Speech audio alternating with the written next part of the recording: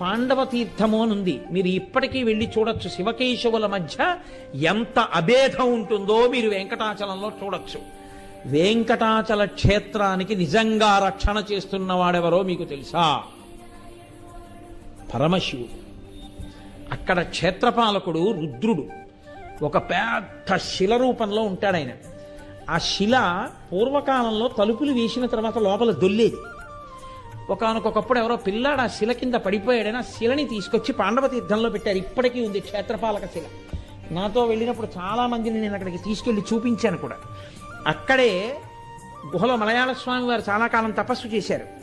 ఆ గుహలో ఇప్పటికీ కృష్ణ పరమాత్మ పాండవుల చేత కురుక్షేత్రంలో చేసినటువంటి ఆ హింసకి, అక్కడ చేసినటువంటి ఆ ఎంతో మందిని చంపినటువంటి పాపం పోవడానికి గోదానం చేయించారు.